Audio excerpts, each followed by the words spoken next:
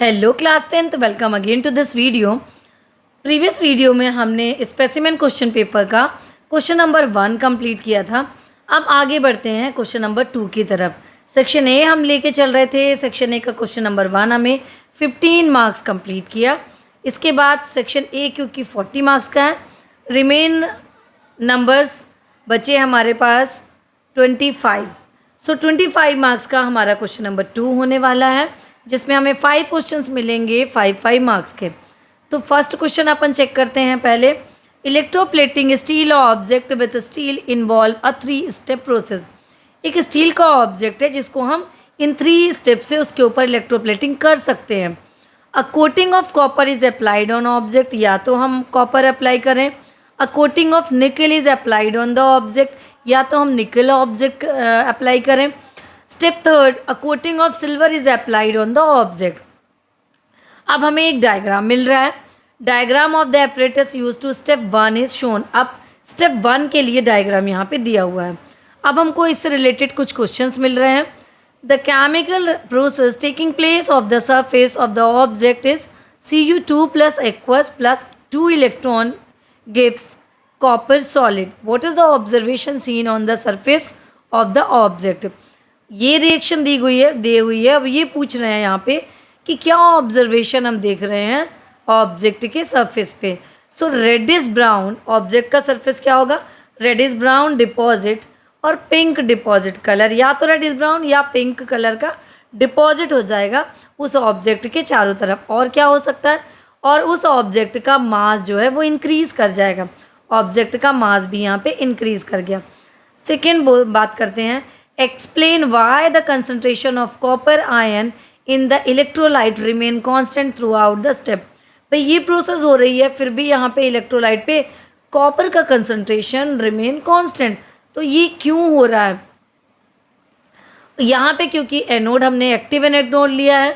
So an anode released copper ion, the concentration of the copper ion does not decreases, क्योंकि यहाँ पे हमने active anode लिया है। एक्टिव एनोड हमारा कॉपर का बना हुआ है, और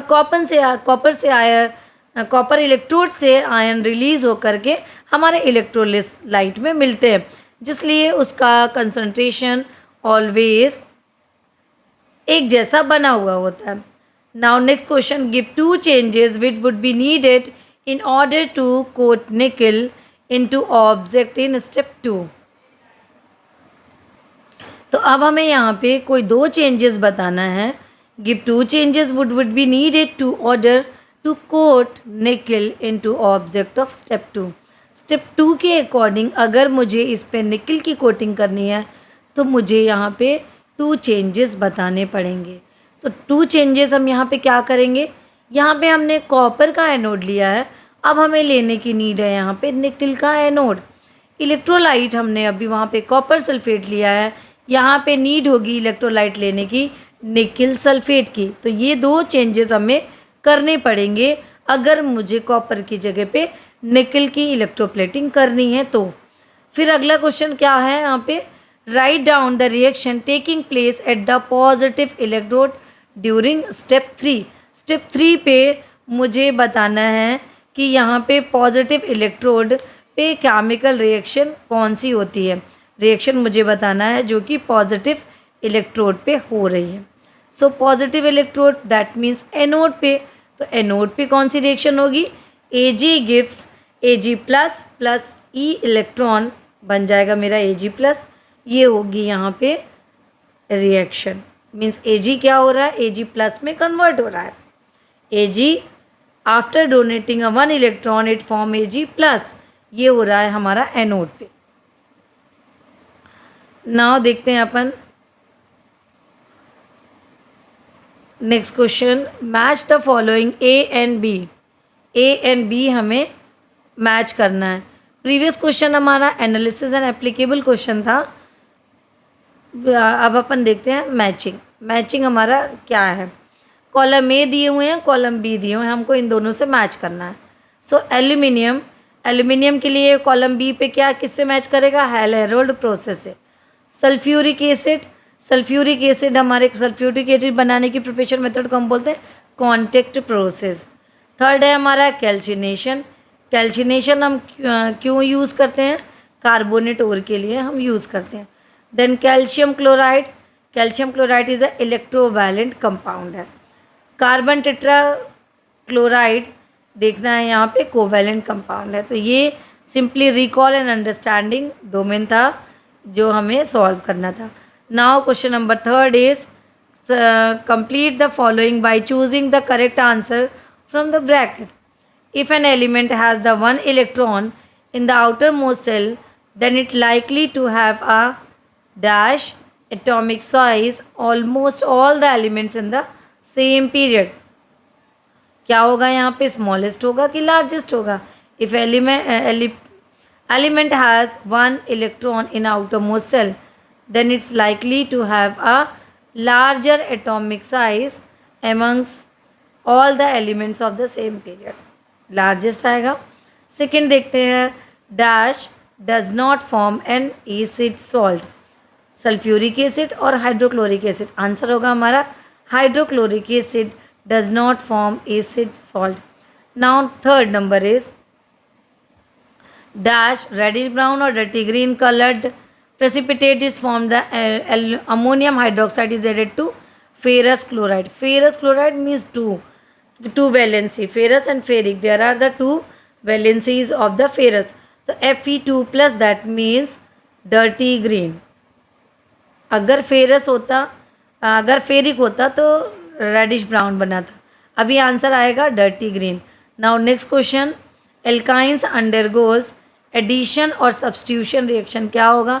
एल्काइंस हमेशा एडिशन रिएक्शन, क्योंकि एल्काइन से एल्कीन बनेगा और एल्कीन से एल्केन बनेगा, तो एडिशन रिएक्शन मीन्स हाइड्रोजन का एडिशन होता जाएगा। Dash solution will turn methyl orange solution pink और रेड। अब अपन को इसमें बताना है एसिडिक वाला करेगा कि एल्कलाइन करेगा। सो एसिडिक सोल्यूशन जो है मिथाइल ऑरेंज को पिंक टू रेड में कन्वर्ट कर देता है। Next four question is identify the following. A bond formed between two atoms by sharing of a pair of electron with both electron being provided by the same atom. क्या होगा? क्योंकि ये किससे बन रहा है? Sharing a pair of electron, that means coordinate bond. So one word में answer लिखना है इसका, coordinate bond. Now next, the salt form by the complete neutralization of an acid by a base. किससे बनता है? ये नॉर्मल सॉल्ट। ये simply recall question है। A reaction in which the hydrogen of an alkane in replaced by the halogen. यहाँ पे होगा substitution. किससे होता है? सब्स्टिट्यूशन रिएक्शन के थ्रू वो रिप्लेस होता है। A energy required to remove an electron from the neutral gases atom. इसे क्या बोलेंगे? Ionisation potential. E a homogeneous mixture of two or more metals of a metal and non metal in a definite proportion in their molten state. क्या बोलेंगे इसको? Alloy. This is the definition of alloy. अब अपन आगे देखते हैं, draw the structure diagram of the following compound. इन compound का हमको स्ट्रक्चर डायग्राम बनाना है। Propanoic acid. So propanoic acid means 3 carbon, तो 3 कार्बन लेंगे। Oic acid, oic acid means carboxylic group लगाने को बोल रहा है, COOH। कोई नंबर नहीं दिया मीन्स 1 नंबर पे लगा होगा, तो 3 नंबर ऑफ कार्बन और 3rd नंबर ऑफ कार्बन से ही OOH ग्रुप लगा होगा। 3 नंबर ऑफ कार्बन है इसीलिए प्रोपेनोइक एसिड बोलेंगे। B is a pentane two all. Pentane two all, pentane means 5 carbon बनाएंगे हम, सारे में हाइड्रोजन लगाएंगे। टू ऑल मीन्स OH है, तो ये जो OH है ये हमारे 1 और 2 नंबर पे OH लगेगा। तो ये हो गया मेरा structure diagram pentane two all का। थर्ड की बात करें, 2,2 dibromo butane. 2,2 dibromo butane. 1 2 3 4 butane means 4 carbon atom. Second number पे 2 टाइम 2 and 2 बोल रहा है। डाइब्रोमो मीन्स 2 ब्रोमो लगे होंगे और सारे में हाइड्रोजन लगेंगे। सो 2,2 डाइब्रोमो ब्यूटेन। ये हो गया इसके structure. Now given IUPAC name of the following organic compound. इस ऑर्गेनिक कंपाउंड का हमको IUPAC नेम बताना है। तो यहाँ पे 3 कार्बन एटम है, OH लगा हुआ, OH मीन्स एल्कोहल फैमिली, तो इसे हम क्या बोलेंगे 1 पेंटेनॉल, 1 पेंटेनॉल, क्योंकि OH मेरा किस नंबर पे है 1 नंबर पे लगा है, तो 1 पेंटेनॉल।